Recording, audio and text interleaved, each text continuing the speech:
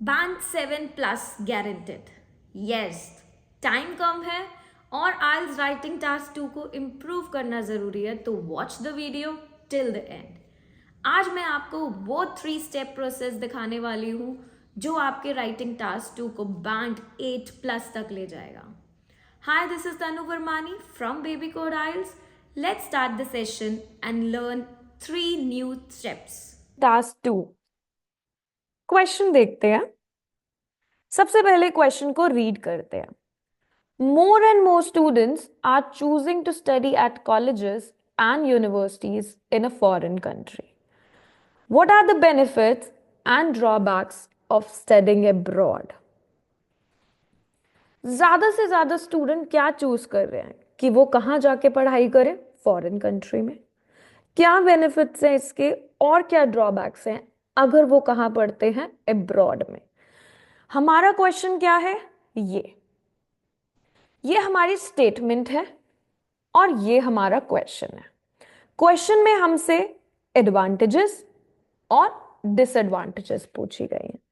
तो इस क्वेश्चन का टॉपिक है advantage and disadvantage.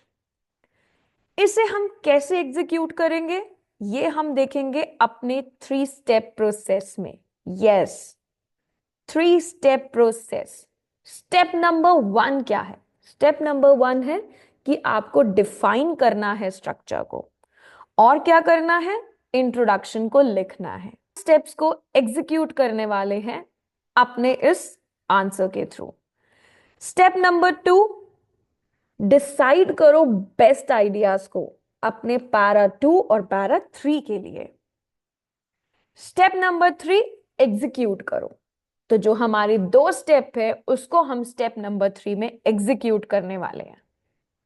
Question screen पर सबसे पहले हमारा स्ट्रक्चर क्या रहेगा? 4 पैरास का स्ट्रक्चर रहेगा जो कि हमारा आउटर स्ट्रक्चर होता है, इंटर स्ट्रक्चर नहीं। पैरा 1 में हम लेंगे इंट्रोडक्शन, पैरा 2 में बेनिफिट्स जैसे कि एडवांटेजेस, पैरा 3 में हम डिसएडवांटेजेस लिखेंगे और पैरा 4 में हम कंक्लूजन लिखने वाले हैं। अब इंटरनल स्ट्रक्चर क्या होगा? इंटरनल स्ट्रक्चर भी 4 पैरास पे बेस्ड है। पैराग्राफ 1 में हम लिखेंगे इंट्रो। इंट्रो का मतलब है हम पैराफ्रेज करेंगे स्टेटमेंट को। पैराफ्रेज का मतलब होता है जब हम रीराइट करते हैं अपनी स्टेटमेंट को, उसमें कुछ सिनोनिम्स को ऐड करके, ऑर्डर ऑफ वर्ड्स चेंज करके। अगर आपको पैराफ्रेजिंग का सेशन देखना है, प्लेलिस्ट में जाओ रीडिंग की, वहां पे आपको हाउ टू अंडरस्टैंड पैराफ्रेजिंग दिखेगा जिसमें आप 5 टाइप्स के थ्रू पैराफ्रेजिंग कर सकते हो।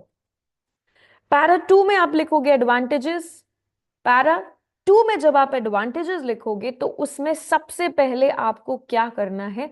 अपना 1 मेन बेनिफिट लिखना है। दैट मींस अपनी फर्स्ट मेन एडवांटेज लिखनी है। उसको हम सपोर्ट करेंगे आइडिया के साथ। एक ही मेन एडवांटेज हम लिखेंगे और उसे सपोर्ट करेंगे आइडिया के साथ, फिर से उसे सपोर्ट करेंगे अनदर आइडिया के साथ। देन हम लिखेंगे एक एग्जाम्पल, कंटिन्यू करेंगे एग्जाम्पल को। पैरा 3 में हम लिखेंगे डिसएडवांटेज, एक डिसएडवांटेज लिखेंगे, उसे सपोर्ट करेंगे आइडिया के साथ, कंटिन्यू करेंगे सपोर्टिंग आइडिया को और फिर लिखेंगे एग्जाम्पल, और एग्जाम्पल को फिर कंटिन्यू करेंगे, राइट? और पैरा 4 में हम लिखेंगे कंक्लूजन। इंट्रोडक्शन कैसे लिखेंगे मैम? ये एक स्ट्रक्चर है जिसे आपको यूज करना है अपने इंट्रोडक्शन के लिए, right? In today's complex world, numerous issues and topics are subject to debate. One such topic is, while it is true that every topic has its own set of advantage and disadvantage, there are indeed both benefits and drawbacks for topic as well. This essay will explore various advantages and disadvantages of the topic.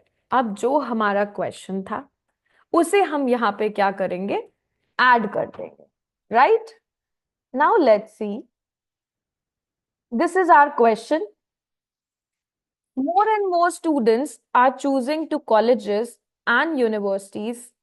इसके benefits और drawbacks लिखने थे, right? हमारा main topic है foreign country, foreign education. In today's complex world, numerous issues and topics are subject to debate. One such topic, एक topic क्या है कि majority of students they are opting for studies at colleges and universities abroad, right? While it is true that every topic has its own set of advantage and disadvantage, there are indeed both benefits and drawbacks of foreign education. Foreign education का topic है, majority of students opt कर रहे हैं कहाँ पढ़ना, abroad में, attending colleges abroad. So all ये सब मैंने क्या यूज करा है, मैंने सिर्फ और सिर्फ यहाँ पे पैराफ्रेजिंग करी है, सिनोनिम्स का यूज करा है. आपको भी अपने इंट्रोडक्शन में सिर्फ और सिर्फ सिनोनिम्स ऐड करने हैं इसी तरीके से, right? Let's see the second paragraph. Second paragraph हम कैसे लिखेंगे? Main idea. सबसे पहले हमारा मेन आइडिया क्या है कि अगर हम एजुकेशन करते हैं अब्रॉड तो हमें एक रिफाइंड और सोफिस्टिकेटेड एजुकेशन सिस्टम मिलता है, करेक्ट? इसे हम सपोर्ट करेंगे अपने आइडिया के साथ. अगर हमें ऐसा एजुकेशन सिस्टम मिलता है तो हम उसके बारे में क्या मिलने वाला है, हमें बेटर अपॉर्चुनिटीज मिलेंगी, राइट? एग्जाम्पल क्या लिख सकते हैं हम कि स्टूडेंट सपोज करो जो स्टडी कर रहा है ऑस्ट्रेलिया में उसको क्या बेनिफिट्स मिलने वाले हैं, तो एक हम एग्जाम्पल ऐड करेंगे.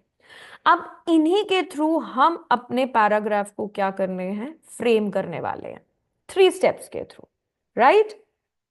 Yes, see this. अब हमारा मेन आइडिया क्या था?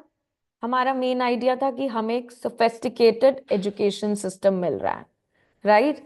सपोर्टिंग आइडिया था हमारा कि हम बेटर अपॉर्चुनिटीज मिलेंगी. और एग्जाम्पल क्या था हमारा कि स्टूडेंट जो स्टडी कर रहे हैं ऑस्ट्रेलिया में उनको कुछ बेनिफिट्स मिलने वाले हैं, राइट? तो देखिए, primary reason for studying abroad is presence of more refined and sophisticated education system in several first world countries. It is common for students from underdeveloped or developing countries like Brazil, China, India, Argentina, and other countries to look for better opportunities than the ones available in their native countries in terms of academic. Right? See the example also. For example, a student who travels to study in Australia, they will have navigating new social environment, managing their finances, problem solving in completely unfamiliar setting. और उससे क्या होगा? Independence, resilience, adaptability, right? जो किसके लिए crucial है? उनके adulthood के लिए. तो हमने क्या करा? अपने सपोर्टिंग आइडिया को एक्सप्लेन करा और एग्जाम्पल को भी क्या करा? कंटिन्यू करा एंड एक्सप्लेन करा. Second paragraph is done. Let's see the third paragraph. Main idea, supporting idea और एग्जाम्पल तीनों को हम एक्सप्लेन करेंगे. हमारा मेन आइडिया कि अगर हम स्टे करते हैं, लाइक अगर आप स्टडी करते हो अब्रॉड में तो क्या प्रॉब्लम हो सकती है, क्या ड्रॉबैक्स हैं. एंटायर ड्यूरेशन आपको कहाँ रहना पड़ेगा? दूसरी कंट्री में. आपको क्या हो सकता है? Feeling of isolation, right? अब इसे आप सपोर्ट करोगे. अनअफोर्डेबल भी हो सकता है आपके लिए, राइट? हाई एकेडमिक स्टैंडर्ड भी है, हाई ट्यूशन फीस भी है. एग्जाम्पल क्या पुट करेंगे हम? एग्जाम्पल फैमिली इवेंट्स पे नहीं होगे आप, जैसे कि दिवाली. इन तीनों को हमें क्या करना है? अपने पैराग्राफ में इंक्लूड करना है. अब हमने अपने 3 आइडियाज निकाले एंड नाउ हम इन्हें क्या करने वाले हैं? फ्रेम करने वाले हैं पैराग्राफ में. नाउ कॉन्ट्रास्ट हो रहा है, निवर्दीलेस का यूज करेंगे, हाउएवर का यूज करेंगे, linking words. There are numerous drawbacks to travel abroad for education. First of all is beginning of applying to a foreign university to staying in the host country for entire duration of your degree. Such a costly endeavor is often unaffordable. Right? मैंने उन सारे main ideas को और supporting ideas को यहाँ पर use करा है. Studying abroad might be appealing due to high academic standards, tuition fee and living expense. मैंने सपोर्टिंग आइडिया को इलेबोरेट करा है, राइट? अब एग्जाम्पल को भी ऐड कर लेते हैं. For example, a student from India studying in Canada might experience a feeling of isolation, especially during important or family events like Diwali. Main idea, supporting idea, example, तीनों को मैंने क्या करा है, इलैबोरेट कर दिया है, कंटिन्यू कर दिया है और अपना थर्ड पैरा भी फ्रेम कर लिया है. Here comes the fourth paragraph. अब कंक्लूजन कैसे लिखेंगे? कंक्लूजन के लिए आपको दो स्टेप्स को फॉलो करना है कि आपको समराइज करना है अपने सेकंड पैराग्राफ को वन सेंटेंस में और समराइज करना है अपने थर्ड पैराग्राफ को भी वन सेंटेंस में. तो जो भी आपने दोनों पैराग्राफ्स को लिखा है उनको वन वन सेंटेंस में आप लिखोगे और आपका कंक्लूजन डन हो जाएगा.